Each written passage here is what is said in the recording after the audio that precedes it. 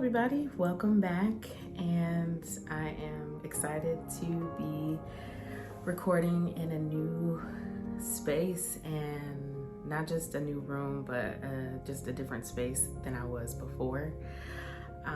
My last video, I went through some of the things that I was dealing with concerning the miscarriage and just where I was at with my health. And now I am in the month of September, and things are just really looking different from the last time that I talked to you guys, which was, it was back in April or was in May. But now this month, I think I just wanted to bring you guys up to speed. I have continued to move forward with pursuing just health. And what that looks like for me is actually going to continue going and continuing with the doctor's visits and the appointments, even though I was definitely missing the faith and the hope aspect. The time right after the miscarriage, I really felt that it was going to be nearly impossible to get to a better place. I was telling you guys that the scripture that the Lord gave me really helped to bring me out of that place, because I was feeling like I was gonna drown. And he really showed me that not only was he there to pick me out of that place then, but he really showed me that he was there all along. And the crazy thing about the Lord and his timing is that it's perfect, not to sound cliche, but that's really what I've been learning over the past few months, is that his timing is perfect. And I can already see and look back in retrospect and be like, okay, I really can see how good God is and how sovereign he is. And even though in those moments they're tough, they're hard, and they're so unexplainable, there's nothing in those moments that can kind of reassure you that God's timing is perfect. You just have to have that faith and trust, and you'll see it come. You'll see the explanation come. You'll see everything come around, because God, he really has the vision of a bird. He has that bird eye vision. So he's overlooking our entire lives with even knowledge of the future, knowledge of the past, knowledge of the present, and knowledge of the future. And he is able to really tell us like what we actually need, what's gonna push us to that place where we need to go. And it's a beautiful thing. I thank God that he's not afraid to let us go through something that could be difficult, because he already knows that he has the ability to equip us for that. He has the ability to get us through that. And so I'm thankful of my experience, and I'm hopeful now. And I really thank God just for continued faith and renewal of that hope, and just having an amazing, an amazing system of people around me, a support system around me, a family, of church family, of friends, people that really came around me and just supported me with either prayer, words of encouragement, quality time, just showering me with love, hugs, and the things that I needed. And I think what also really helped was just being honest with myself. And I think that we're living in like an amazing time period where a lot of us are not afraid to go to therapy and are not afraid to like really lean on different aspects. We're not just putting all of our eggs in one basket. We understand that God has put people on this earth. He's put medicine on this earth. He's put doctors on this earth. He's put therapists. He's put all these things that work together for our good. And so just, not being afraid to utilize those things, and just really allowing for the Lord to just get me through it.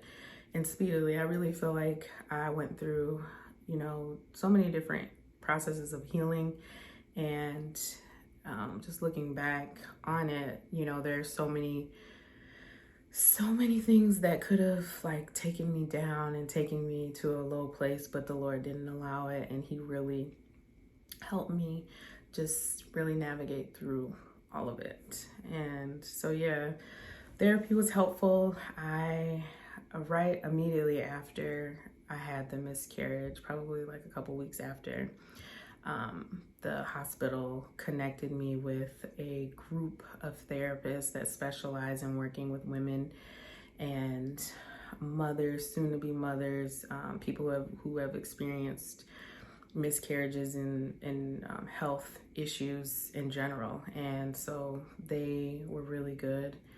And then I also, you know, saw a doctor in conjunction with that at the hospital. I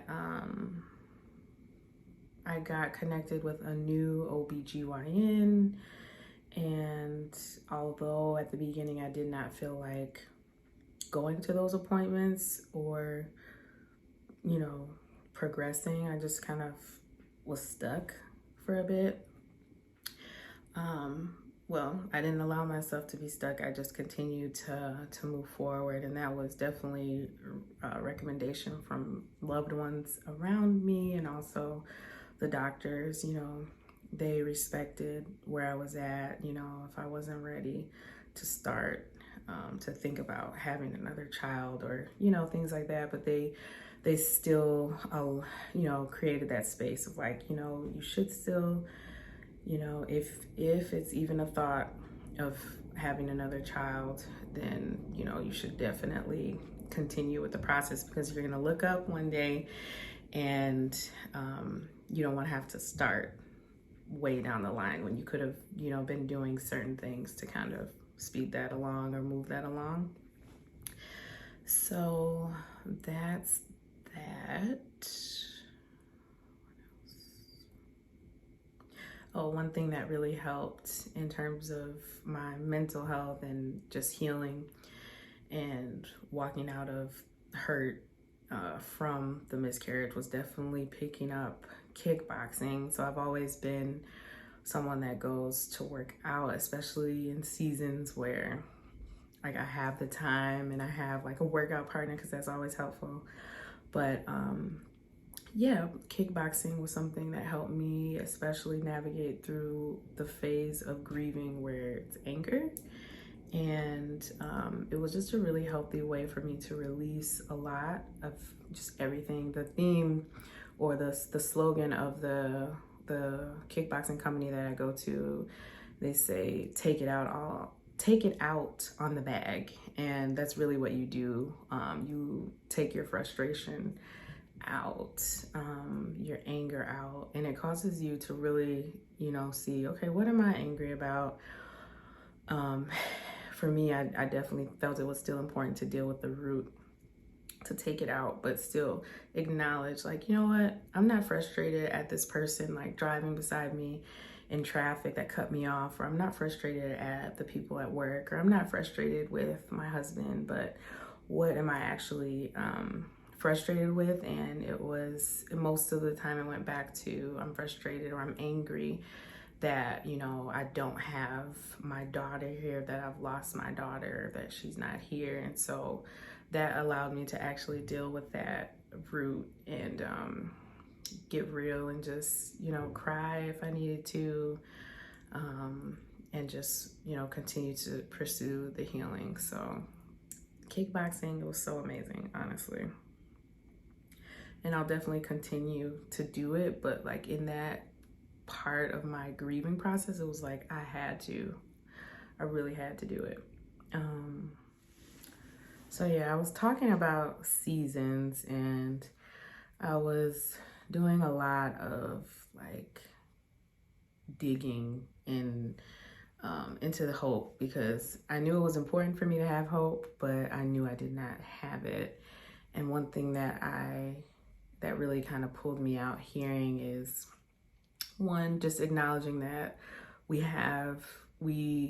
in life, there are seasons, and it's also important the way that we weather through those seasons, those different seasons. So not just trying to get to the next season, which I've always heard, you know, you never want to be a person that is trying to just rush into the next season because you don't want to weather it. As Christians, as believers, one of the fruits of the Spirit is long suffering. And if we're not able to go through different seasons and allow the Lord to carry us through those seasons, even though they may be long, we may be suffering for a long time, that fruit is not able to be, you know, birthed out of us of long suffering, because there are certain things that God needs us to, there are certain, long suffering is able to really produce a harvest in us and produce a result in us that is fruitful to the Lord. And that I really believe that it's a tool that the Lord uses to get certain things out of us, to teach us how to be patient, to teach us how to just go through different things.